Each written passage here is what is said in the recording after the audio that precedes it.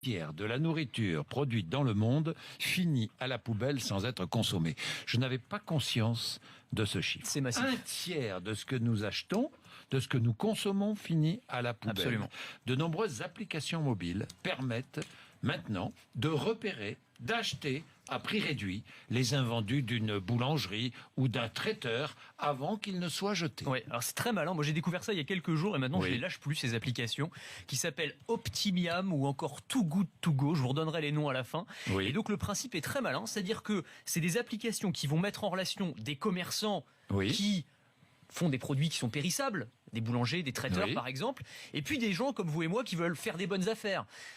On va lutter contre le gaspillage alimentaire, mais ça va être une conséquence, si vous voulez. C'est-à-dire qu'en gros, je vais ouvrir l'application, on va me géolocaliser. Là, on me propose une liste, par exemple, des boulangers, des traiteurs qui sont à côté de la rédaction. Là, je vais sélectionner une boulangerie et on me dit, voilà, chez ce boulanger-là, si vous y allez, à l'ouverture, eh bien, vous aurez une sélection de croissants, pain au raisin, chouquettes et chaussons aux pommes à 5 € au lieu de 12 € par exemple. Ça, c'est des produits, alors qui ont été fabriqués. C'est-à-dire qu'il y en a plusieurs. Il y en a plusieurs.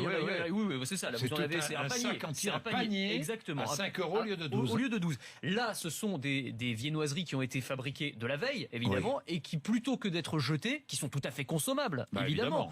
Et bien, plutôt que d'être jetées, vous allez les acheter à moitié prix, à moins de la moitié du prix. C'est très intelligent. C'est quand même intelligent. Ça fonctionne avec, voilà, on peut trouver la même chose avec des sandwichs, avec des soupes, avec des quiches. C'est génial. Ça va de moins 25 à moins 80%. Donc, il y a vraiment moyen de faire des bonnes affaires. C'est une idée formidable. C'est une très bonne idée. Voilà. Ça fonctionne aussi pour les les hypermarchés. Pour les supermarchés aussi, il y a une application notamment qui s'appelle Zéro Gâchis, qui va vous lister tous les produits en fin de vie dans les supermarchés à côté de chez vous. Ça, c'est super malin. Moi, j'ai testé hier soir. Ce sont deux Bretons qui ont mis ça au point. C'est deux Bretons, exactement. Il y avait le supermarché à côté de chez moi. Et bien, j'avais des barquettes de viande à 3 € au lieu de 6 € par exemple, qui sont tout à fait consommables. Encore une fois, c'est juste qu'elles sont en fin de vie et plutôt que de les jeter. Enfin, maintenant, les supermarchés ont plus le droit de les jeter. Mais enfin, plutôt que de les redistribuer, vous pouvez les acheter à moins cher, à moitié prix. Dernière innovation pour lutter contre le gaspillage, une start-up a mis au point une bouteille anti-adhésive qui permet de récupérer le ketchup ou la moutarde qui reste collé au fond du pot. Il n'y a pas de petites économies. On perd 15% apparemment en moyenne.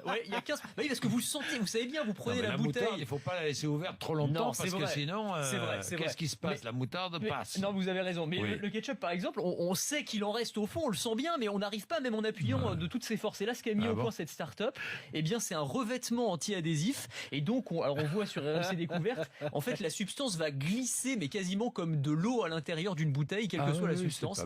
Et ça fonctionne, c'est assez malin. Et ça fonctionne aussi avec le dentifrice, par exemple. La dernière pochette de dentifrice, vous savez qu'on n'arrive jamais à extirper du tube.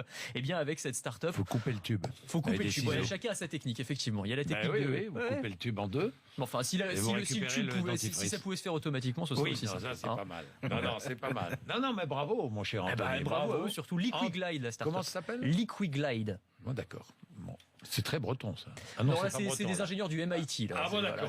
Pardon, c'est Boston. C'est des Bretons de Boston. Ouais, des Bretons de Boston aux États-Unis. Il est 6h56. Rita.